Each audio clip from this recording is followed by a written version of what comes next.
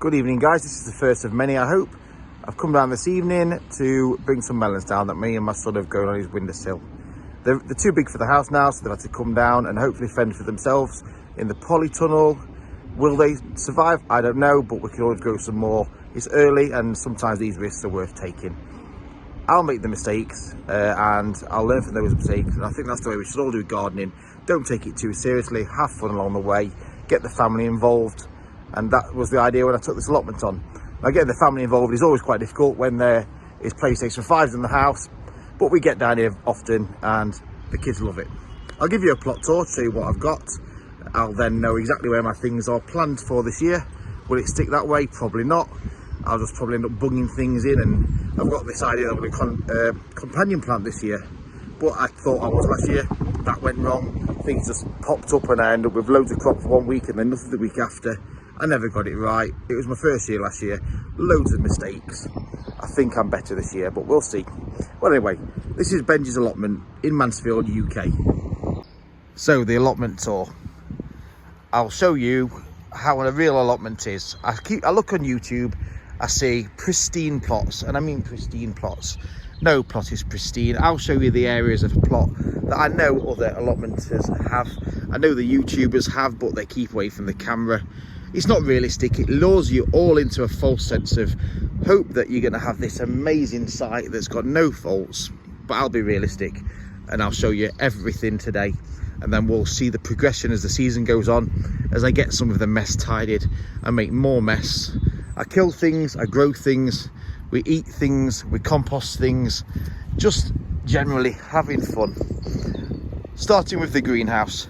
So in the greenhouse is last year's chilies, aubergines and peppers that I didn't dig out.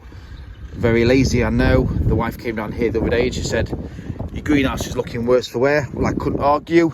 There's some slats falling out there, but I figured if I have the window open and the door open, then the wind has got somewhere to go through, and I didn't want all the glass panes flying around the allotment breaking. I didn't want to have to replace anything, so it looks like I've not closed the door. It looks like I've got a window wide open. That's the truth. I think that's a good tip for people.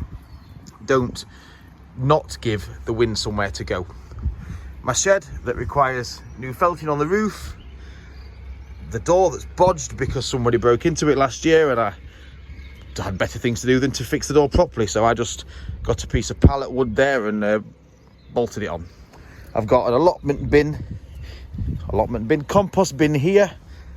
I don't know who Brian is. I think he was our plot holder. He left me his wheelbarrow. Thank you, Brian.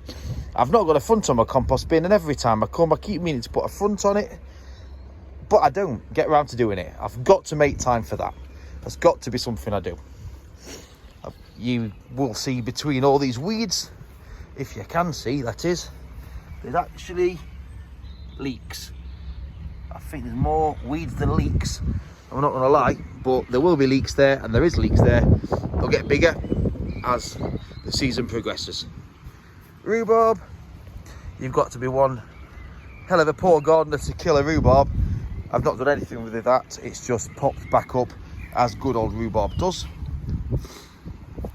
A bed here, which I don't know what I'm gonna do. My gooseberries, there was about 15 gooseberry plants here in like a square last year, or a rectangle, because you can't do oh you can 5 by 5, but no, that's 25, isn't it? Sorry, a rectangle of gooseberries. So we've took it down to 2 because I don't really eat gooseberries, and all this space was a waste of space, so I want to grow in it this year. I overwintered garlic, looking good. Can't really go wrong with that. And again, not had to do anything with it. That's my style. Plonk it in and leave it. I've got a rectangular bed here. Looks pretty good apart from a few weeds. My strawberry bed just there with an arch, which obviously I'm going to grow something high and something that climbs. That's looking likely to be runner beans, I believe. So down here I'll be growing something that hopefully will like the shade that the runner beans give it. Something like lettuces or along those lines. Another raised bed here. This last year was a strawberry bed and nowhere near enough strawberries, which is why we've got that larger bed there now this year, which I've took the strawberry runners and the plants. another raised bed there and there. This last year was a flower bed, a waste of resource really for an allotment to grow that many flowers. So I also got a flower bed over there, you see, that my family and my niece and nephew planted into. So this year this will be vegetables. My fish pond, which is there to attract wildlife, it has done it. We've got lots of frog spawn in there, so hopefully, as long as the fish don't eat all the frog spawn like they did last year, we'll end up with some slug killers, i.e. frogs. That's the plan. We've got a plum tree. We've got another raised bed there. We've got a shed that's not been built yet, and again, as I say, absolute dump behind there. But I'm prepared to show you because the plan is to improve it. So now, as I'm looking at it, I'll be thinking on this video, that's shocking, Ben, get it sorted. Hopefully this will make me do it. Another raised bed with weeds. There was some old spring onions in there. That's an onion bed. Buckets of early potatoes, which went in on Sunday. 2 varieties, Swift and Rocket. Some more raised beds ready.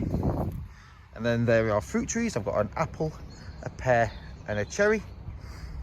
We've got a black plastic liner on the floor there, suppressing the weeds over the winter, warming the soil up. I'll be putting my peas and beans in there, because I'm not going to be putting them in raised beds. The plan is to do them directly into the soil and leave the raised beds for brassicas, etc.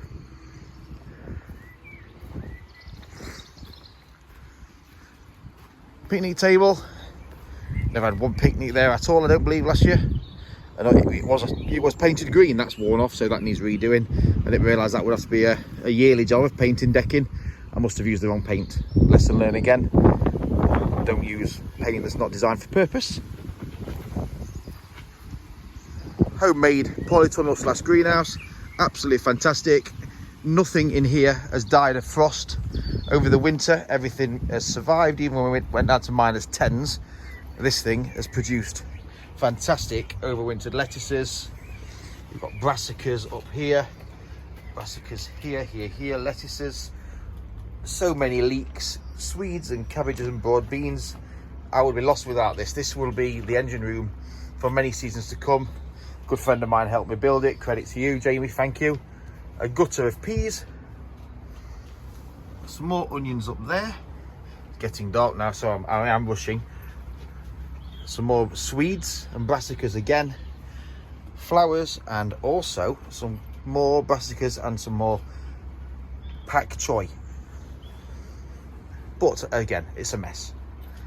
It's about finding time to do something, and during the week while you've got these dark evenings, as of right now, I thought, well, I've got a couple of hours down the allotment.